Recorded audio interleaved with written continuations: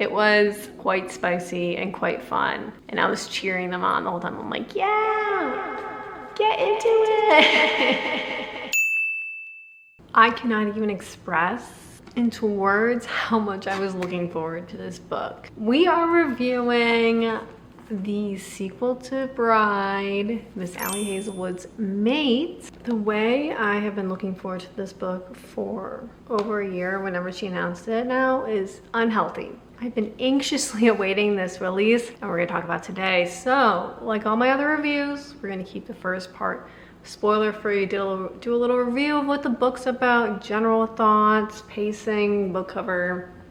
We're not gonna go into specifics, so if you don't wanna be spoiled, you will be safe there, but we will then transition into spoilers with the characters, plot, notable quotes, all that fun stuff. So let's get into it. First and foremost, you guys see, I decided to go with the purple Barnes & Noble edition. There were 3 different colors that came out, and there's like different artwork that also comes out depending on where you buy it from. I don't know, I don't own a lot of purple books, so I just wanted something that was purple. I like how it looked the best. I also like how they changed like the name with her flannel and the lettering on each of them. That's very fun. But what is Mate about? So Mate follows Serena, our hybrid girlie. She's one of the first publicly known half werewolf, half human offspring productions of the reproductive process. And in this book, she is paired with one of the alphas of one of the little, what's their names? The Northwest like crew, group, clan, whatever they call themselves, Cohen. I think his name's Cohen, it's K-O-E-N. Once again, I have a history of mispronouncing words, so I'm gonna go with Cohen. But this story follows these two, kind of Serena dealing with the backlash from werewolves, from vampires, from humans, that she is biological proof that these species can get along, even more than get along sometimes. And she's kind of dealing with all of that press and whatnot. And these two, as we kind of, you don't have to read Bride. There are a lot of characters though that pop back up, so I would recommend reading Bride so you can like really appreciate all the characters and understand the dynamics a little bit better. Serena and Cohen, not super friendly. They don't really get along, and she's not really into the whole mate thing. So it's an interesting and very fun, in my opinion, journey they take together, where she's very much like, no, leave me alone. But there's this biological pull between the two of them, and he's trying to like be super chill about it, but not chill at all about it in reality. Overall, the pacing was very fast, which I always love. It felt a little bit faster than Bride. Bride, I felt like there was a lot more background buildup, like what was going on. That's why I would recommend reading it. Ali said you can read this as a standalone to understand kind of some of Serena's trauma.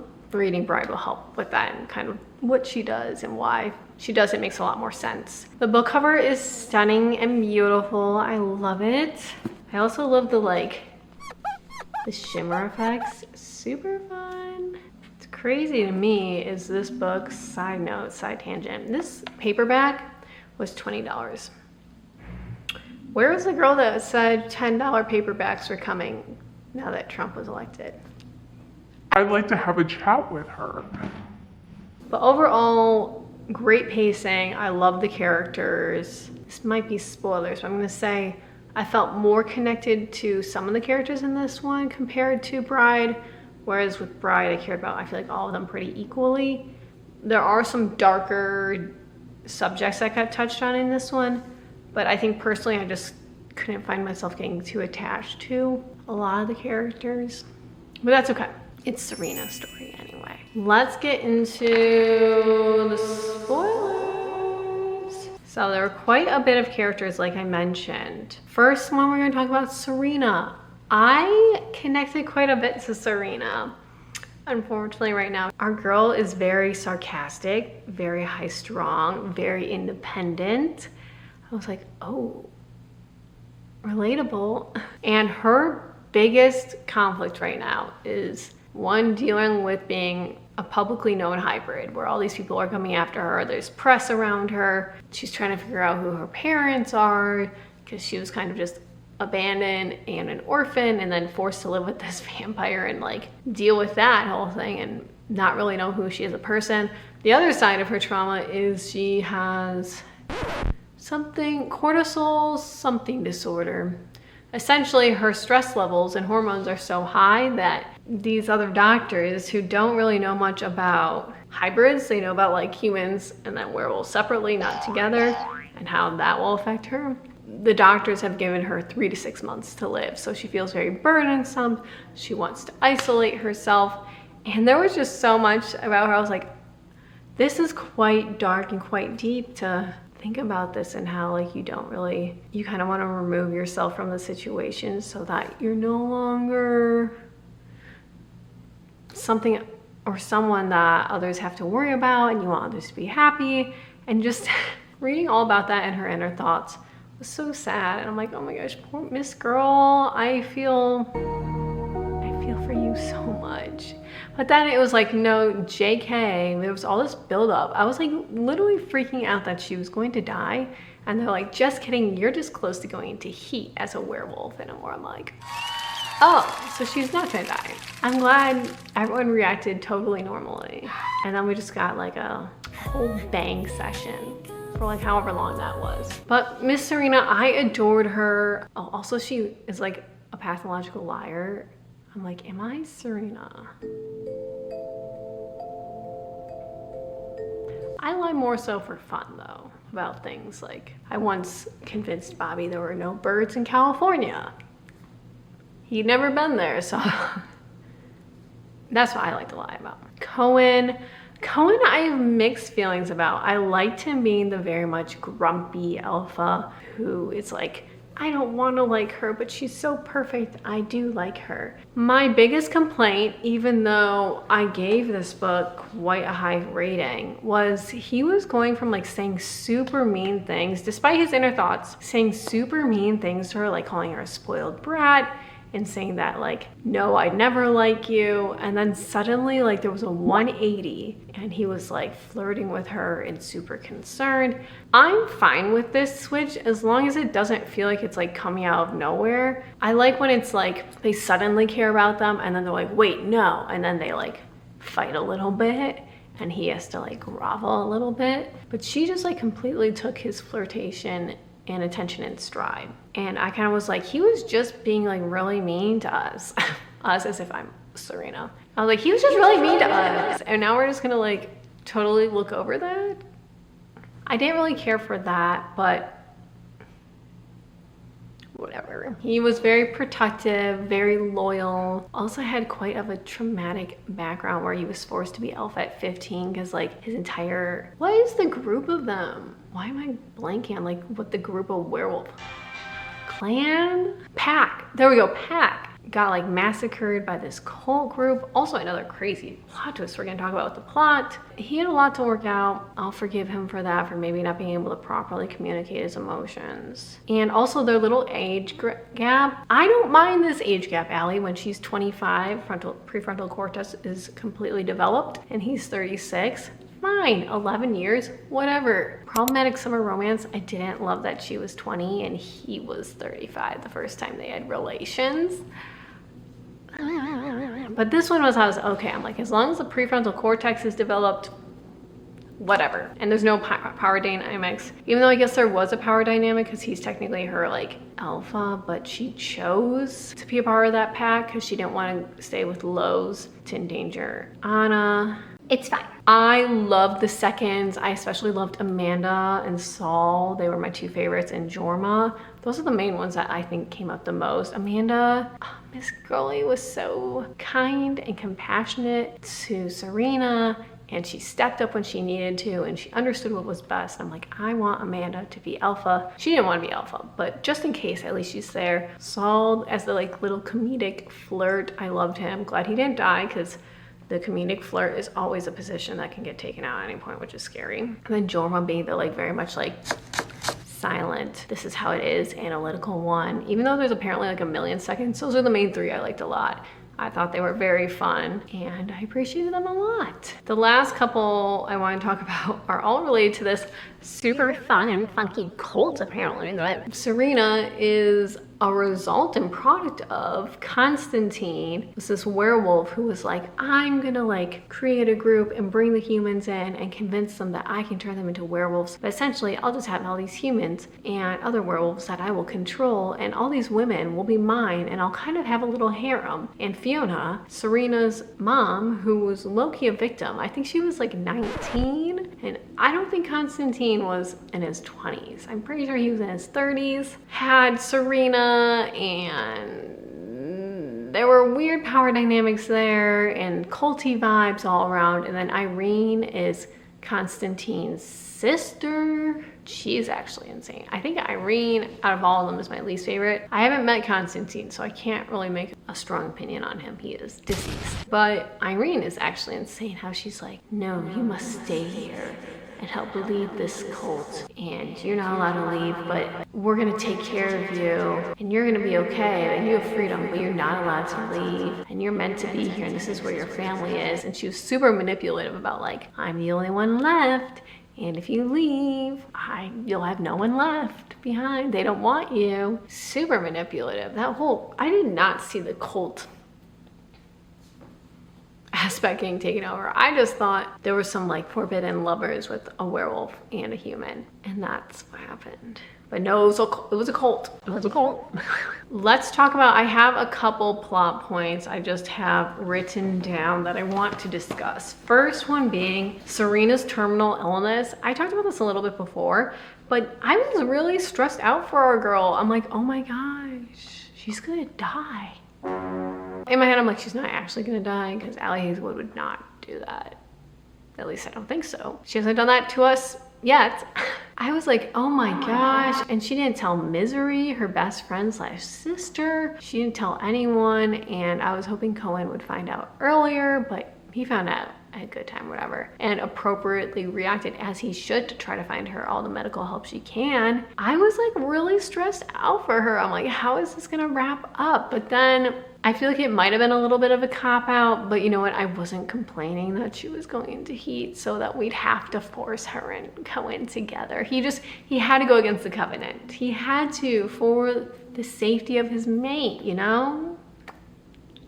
So like, overall, I'm not really complaining, but it did feel like a little bit of a cop-out, but I was like, just werewolf things. What could I expect? Something else I'll note, the vampire plot kind of just resolved itself. There were vampires trying to invade into the Northwest. Also, I'm assuming this is in Washington, right? They're saying Northwest, and there's a border, I think, over into Canada. I'm just imagining them in the Pacific Northwest, like with Edward and Bella. What's this? I'm not a Twilight girly, but is that the Twilight song everyone uses? I'm just imagining them in the woods. They're like, you know, roaming around, and all these vampires are trying to cross over whatever border the pack has set to like kidnap Serena for the senators. That whole plot line kind of just resolved itself. Like, Serena's like, oh yeah, once the thing with the senators and the vampires gets figured out, I'm gonna go back to Lowe's pack to be with Misery so that I'm not here tempting you to have to step down. Because another plot point where like Cohen made an agreement that it was a very outdated agreement, is that as an alpha, because in the past, his parents would do anything for each other and essentially like put themselves like mates more important than the pack, and they didn't want that to happen again. So he's like, I will not have any relations of any type, so I can just focus on the pack. But Serena's like, I'll remove myself so this isn't even like a possibility. But where's he going with this? But the whole plot, like that was one of the main things, is they were keeping her to protect her there, because these senators, I believe, or whatever human board that works with the werewolves and vampires, wanted to like run experiments on her and test on her. And then it transitioned to the cult plot, and the vampire and senator plot just kind of fizzled out and miraculously resolved itself with Owen. Owen is Misery's brother, who took over the kind of vampire leadership. So that was kind of interesting to me. I'm like, that just kind of very easily just resolved itself. No one's questioning anything. I'm fine with it, but I'm like, that seems like a much bigger problem that they just resolved. The cult plot was just bizarre to me. I don't think unrealistic, because there are weirdos who would be like, yes, make me into a werewolf and I will be your servant until you make me into a werewolf and I am worthy. And Constantine just has this harem of women that he's sleeping with. Fiona's definitely a victim. Don't care about Constantine at all. I know that there was some drama with like Cohen killing Constantine, Serena's dad, and then Serena's dad being the one to kill Cohen's parents, so there's drama there. I feel like they were very logical about it, understanding why these things were happening. They didn't know at the time that both Cohen's parents were put in a trap and Constantine was just evil, so like, that's how the cookie crumbled, I guess, for them. But I'm glad that wasn't made into a huge thing, because I can see why you'd be upset, but it wasn't like Cohen was going out with malicious intent to kill Constantine. He was like, this guy's killed my parents, and then also is trying to like take over all of these packs and just become like an authoritarian dictator. My next bullet point, Irene was insane, all caps. No more notes. When I talked about when I cried, it was regarding Serena and Misery's friendship slash girlhood, sisterhood, when they were having that heart-to-heart moment where they just like get each other and they're each other's person. And Serena was like, you are just thriving and I don't want to pull you down, so I wanted to remove myself from the equation. And Misery was like, hey, I'm not doing well. I need you. No one else gets me like you do. I literally cried because I'm like, this is sisterhood. They're each other's like chosen slash kind of forced family because everyone else is deceased or off doing things, whatever. I thought that was such a heartfelt moment. It gave me the same vibes as Emily Henry's Book Lovers with Nora and I forgot her sister's name. I haven't read that book in a long time. But this makes me want to reread it just because of the whole sisterhood. I was like, oh, this is so cute and precious, because I know there was so much emphasis on like the romance and the drama with Serena's upbringing and the cult and whatnot. But it was nice to have this little like, we love each other moment and you just get me and I love you so much. And we gotta be more open with each other because it's crazy out here. That was just so cute and fun. Something I already talked about, my main critique was just the progression of the romance with Cohen like saying very mean things, which like, you know what, I'm typically okay with that if it's progressed well and logically, but I feel like he just hit a switch and then suddenly went into like protective, flirtatious mode. And I'm like, what is happening here? I don't understand. I was fine with the romance overall. It just kind of took me out by alarm that suddenly he was being very nice and flirty. And I'm like, I know he was having his inner thoughts where like, I shouldn't like her, but she's perfect. And he was being mean to like push her away and establish that boundary so he's not tempted to give up being an alpha, but I don't know. That was my only main critique. Should we talk about Serena going into heat? It was spicy. I talked about this a little bit with my Bride review. Ali Hazelwood, and maybe I just wasn't around on this side of the internet, but there have been some interesting things that I'm like, wow, this is, we'll just say this is hot, and then we'll move on. It was quite spicy and quite fun, and I was cheering them on the whole time. I'm like, yeah, get into it. Last couple notes. I'm glad the assembly finally came to their senses and allowed Cohen to be in love as he should be, because he is a full-grown adult and they prove that even if you have a mate, you're still able to prioritize the pack. That's kind of crazy. That seems very outdated, and they talk about it where like, oh, we are so in love. And I know there's a biological pull where like he's like, I'll do anything for her. But like, you gotta trust them to be able to do their job and be in love. And they did just that. And the last thing I noted, I was like, was anything resolved with Anna, the other halfling, as they call them? And now we know there's a lot more of them because this cult exists. So, and Constantine and the other werewolves are just getting busy. I know like there was the whole thing with like protecting Anna's identity, and I'm like, are we just gonna like keep her hidden and then she'll suddenly pop up? I don't know. I don't really know if anything needs to happen, but I was just kind of wondering what was going on over in that neck of the woods. I have a confession to make, you guys. This was the first book review I've done where I didn't have one notable quote. And I don't think that was necessarily a bad thing, because I've complained about this before where I don't like when books are just getting advertised only by like quotes in them, because one, it kind of spoils the fun of it, because then you get to that quote and either like it's worth it and you're like, wow, that was great, or it's like, oh, I already knew this was coming, so like the spice of it and the excitement of it isn't quite there. I still really enjoyed this book. I gave it 5 stars.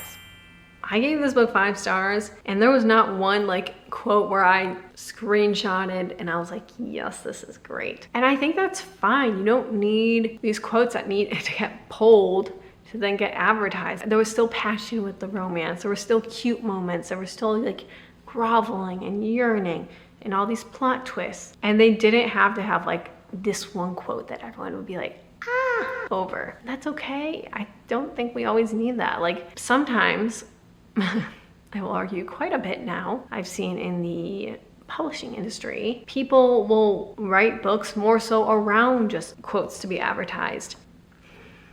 Like Silver Elite. That you could clearly see there were quotes like purposely put in here that people would refer to. The quotes that I would refer to actually the most in here is every time Cohen called Serena a good girl, but I can't just be screenshotting every good girl. But that is actually, so I lied. Notable quotes, I don't have a page or a screenshot, but every good girl is like, yes. Into that. Overall though, I had such a great time. I love Ali Hazelwood. I think I'll read anything she writes. So far, I think I've only had one miss, and it was Two Can Play. I think because it was a novella. Well, I've read novellas of hers that I really liked. I'm just also not an audiobook fan, because like, if I don't like the person's voice, I'm not gonna like this. I prefer my own little voice reading it. So far, we have just been getting hit after hit, and I'm so excited. You guys, I'm so excited for the Love Hypothesis movie. I need to see that immediately, or else I'll literally freak out. It's not even like, I'm so serious when I say I need to be there watching it. I'm really hoping it gets released in theaters, because I will be there at the premiere. Overall though, Mate, I gave 5 stars. Had a great time, super fun. I want more werewolf books, you guys. This has really awakened something in me, and maybe I just didn't go through my werewolf phase when I was younger, but like Bride, Mate, The Fake Mate by Alana Ferguson. If anyone has more recommendations like this, let me know. I'm craving them. I also am craving like more monster, like not spooky, but monster love stories. Like I read Lock and Key by Alana Ferguson too, and I'm like, something is happening in my brain right now, and I'm just like, monsters, yes. Maybe this is when I read Ice Planet Barbarians. I've been waiting to read that series. Maybe this is the time, I don't know. But let me know, guys, what did you think? Did you like it, dislike it? What are we excited for next? I think she has an audiobook and a novella still coming out. I honestly don't know what she's talked about releasing for 2026 at this point, but she probably has like at least 3 books, because she's just a writing machine.